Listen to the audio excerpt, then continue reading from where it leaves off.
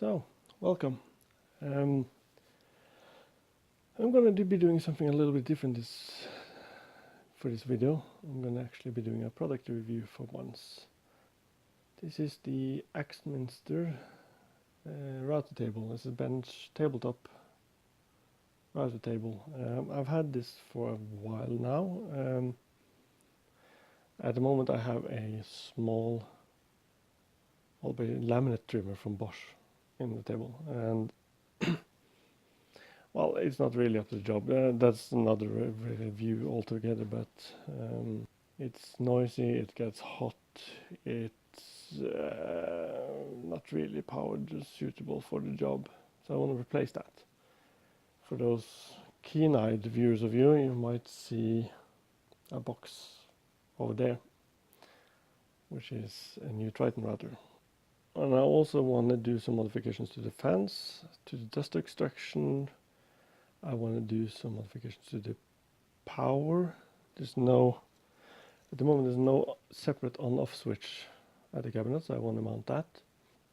And I want to do something with the insert plate. What you can see on the side here, let me point to it, that's the one. That's the insert plate which came with the table. And it's awful. I'll get back to that, but it's, yeah. This was the first thing I created, my own insert plate.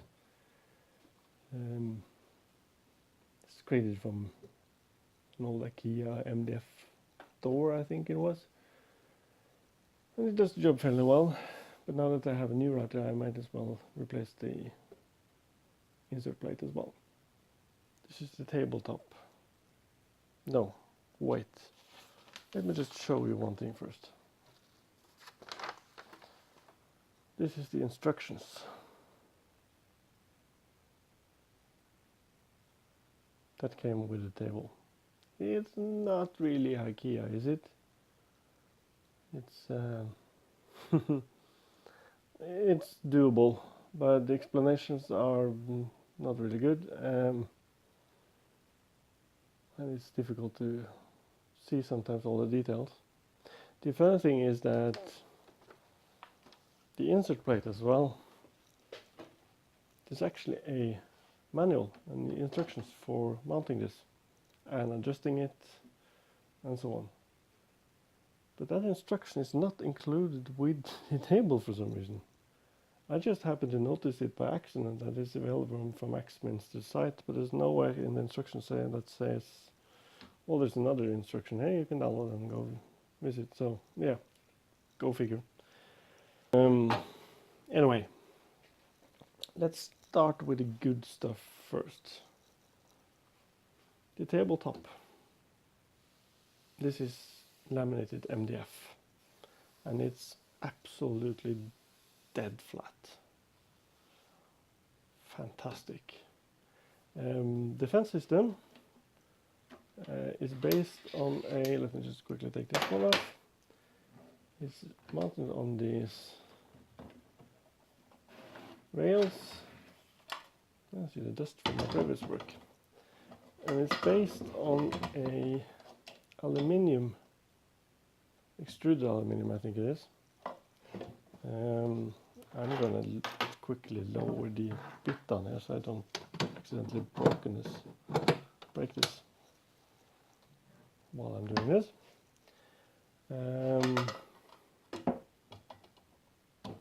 Like I said, extruded aluminium. Wonderful thing. It's absolutely dead square and dead flat. I have nothing to complain about this.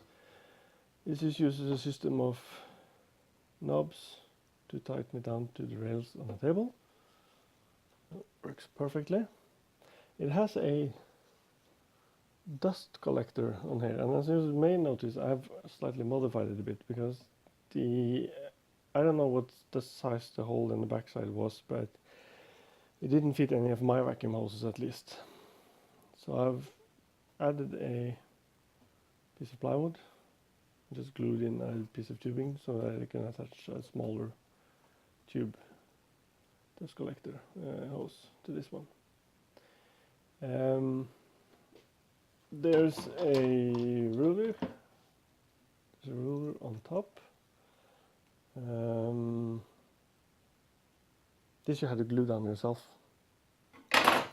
Now, here's the bad part.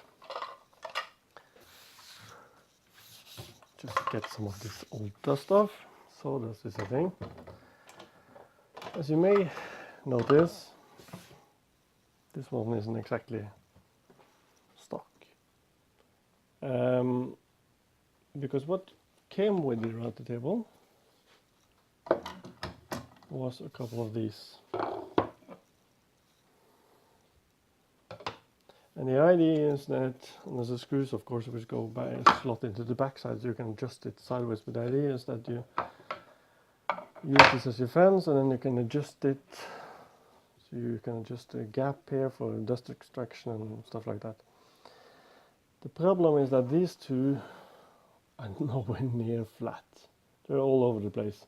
One is buckling the one way, the other is buckling the other way. I don't know what the deal here is here. You might be able to see here, just as I lay it on the table, it's like a ridge here. So I don't know what the deal is here. It might be just me that I'm not understanding, but you can't push a workpiece and then have it hit the other piece, and if you try to flip them around, well, then there's a step down. So that's the first thing. And then it's not flat across the surface. This one bows, and the other one is let's see if I can show you this. Let's see here if I can show you this up on detail. Can you see that?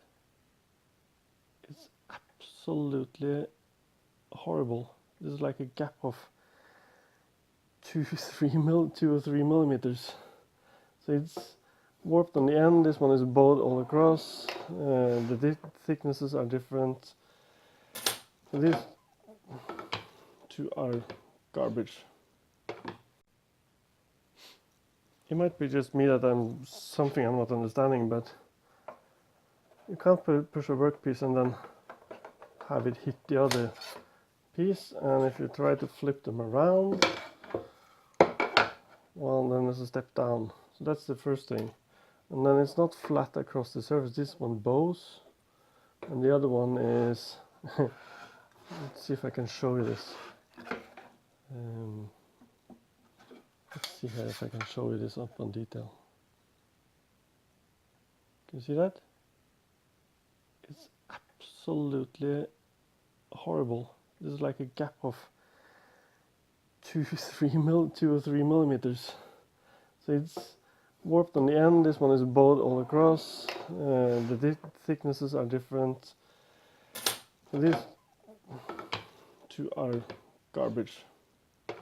So now my solution is may not be the perfect. I'm actually gonna cut out a bigger circle here for better dust extraction. But this is a piece of, what is this? Birch? No, beech, I think. From an old IKEA countertop, I think. But this was, I had it lying about and it was flat.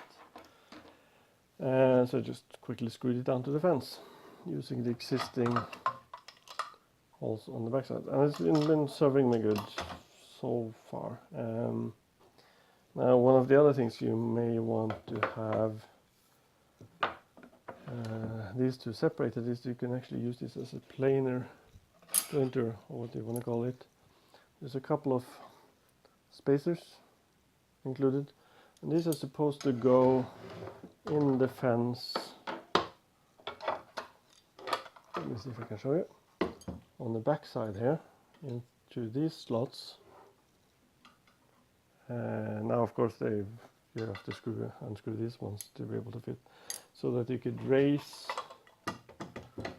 one of these higher and actually use it as a planer. Now, I have my own planer thicknesser, so I will never use that feature anyway. So I think I'll just stick to this fence. I'm going to cut out a circle, bigger opening here, as small as possible, but at the moment it's a little bit too small. And I'm going to stick to this. The fence comes with a featherboard. It works great. It's just tighten this one down. It's fairly rigid enough. It's actually fairly flexible enough, and it has all the adjustments up and down, right, left you want. For some reason, they only included one. I would have liked to have two, one on the input and one on the output side, but yeah. Actually, I would have liked three, so you can have one flat on the horizontal way as well. The fence also comes, let's see if I can fix this, with a stop lock. Now,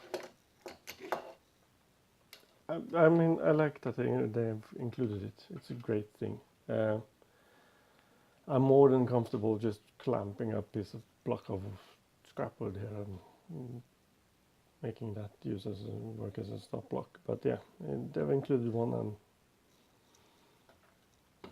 I don't mind. It's an additional thing. So great. Furthermore, let me get this out of the way. The fence comes with a protective cover. Now, I'm all for safety, but those of you out there who's been dabbling with woodworking or any other kinds of power tools, I reckon, it comes to a point where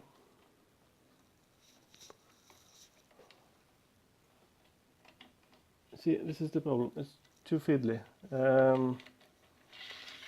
One of the things, but the other thing is, problem I have with features like this, it's meant to protect your fingers so you can't come into the router bit and stuff.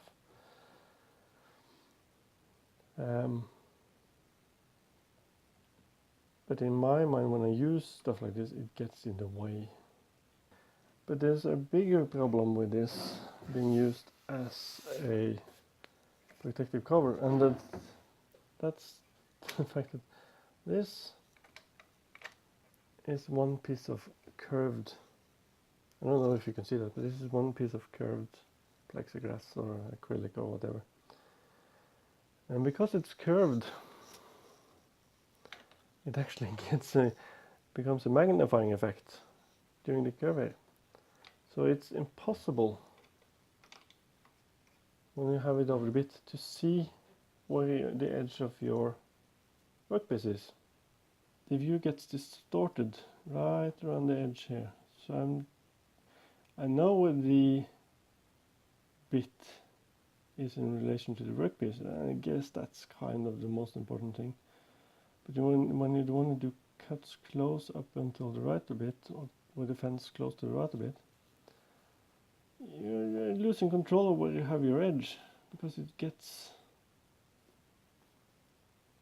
because of some weird magnifying effect. You see that? It gets distorted, so it just makes everything confusing. So this is a tabletop router cabinet actually, so it has a own space within with its own doors. Now this is all good, and I guess it's a little bit up to what router you're using and the dust extraction, but the way I see it, this is not suitable for storage or anything, because it will get absolutely filled with dust after a while. So yeah, this is standard, what should I call them, IKEA type hinges. The only thing is, there's missing one adjustment. You can adjust it in the in and outward axis, and you can adjust it in the horizontal axis, but there's no way of adjusting them up and down for some reason. So I'm not sure if you can see it, but this gap is bigger than this gap, and Well, I've actually fiddled with it a bit now, but can you hear that? This is actually, this left door is actually rubbing. I don't know if you can hear that or not, but so I don't know why. As you can see, this is my small palm router, which I intend to replace. Fairly standard cabinet. This hole here is, for some reason, I believe it is, let me just double check the instructions, but I believe this is actually advertised as a dust port for some reason. Now that doesn't really make any sense, and I think it's actually meant for the cable the way I have it out towards the back. I've heard some complaints about other guys saying that this hole is too small for a UK plug, and that's probably true, because I can just barely fit a European style plug through it. I'd like to add some electrical stuff in here and add in an external on-off switch for the router, so I don't have to reach in here and turn this thing on and off. Yeah, that's for later. I actually have a piece of kit here, which came from Axminster. Well, I really do love most of the stuff. It's yeah. So I'm going to be mounting this somewhere on the side of the cabinet, I think, and I don't know. I think I'll actually recess it in halfway into the cabinet. We'll see. But yeah. One thing I forgot to mention about the tabletop are these tracks here. Let me just take this fence off. I don't know if you can see that, but these tracks are recessed into the tabletop surface, and these were not flush when mounted initially. It's still not entirely flush. There's a little bit of lip. You can see I'm hitting it now with the, so it's like a small gap. But if you see here, I've added a shim underneath because the gap was initially really bad. Now it's just moderately bad. I'm gonna shim this up a bit more, but yeah, these tracks for the back fence, you usually end up pushing the workpiece across the tracks of these, and if these dip down a bit, you sometimes end up sticking. So I had to shim these ones up as well. So now these two are flush, more or less. But yeah, the rest of the tabletop is good. Now for the insert plate. I'm gonna take out the custom insert I've made with the router for my laminate router. This is just simple, and we can insert the plate. Now the idea of this is a phenolic plate, I think it's called. So it's not aluminium, or it's like resin based. I don't know what it's made of, but yeah. I've heard some say that these are supposed to be as good as aluminium, or yeah. There are other manufacturers of phenolic plates which claim that their phenolic plates are good or even better. I know that one of the manufacturers claim that the one benefit is that they can actually create this in an elaborate, what's it called? Deliberate curve? Upwards curve, at least. And that actually should make it more accurate or easy to use, but yeah. This one is not drilled for any routers. That's fine. Well, most of us have different routers we want to use anyway. But it does include 2 insert rings, depending on if you have what type of router you have.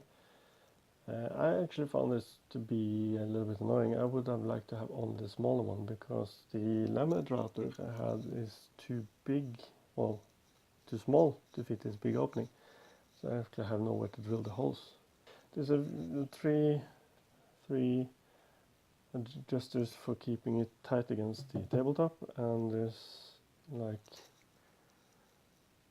adjusting screws in each corner to keep it level. The problem is, let me just put this in here, and then I'm gonna get a wrench of sorts, and I'm gonna level it. Hold on a sec. We're gonna see if we can quickly level it as best as possible. I need some sort of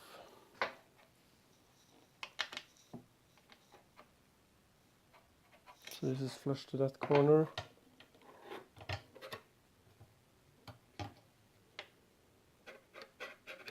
And that's flush to this corner.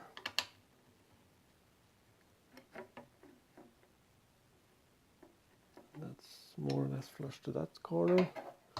And the final corner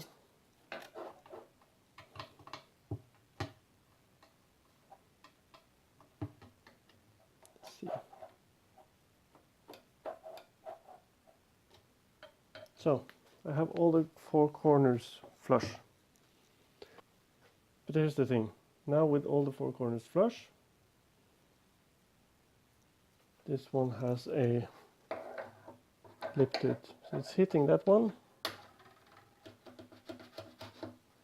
and it's hitting on the outside, so this is actually raised in the middle.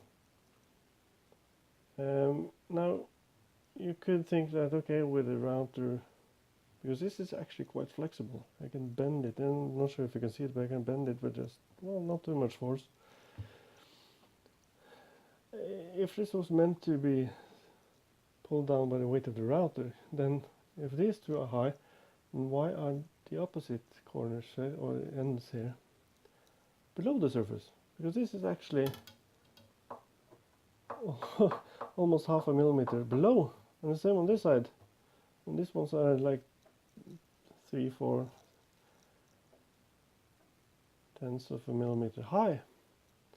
So it's bowed in one direction and cupped in the other. So it doesn't really make sense. And to make matters even worse, these insertion rings are not flush with the surface itself. These two bow down.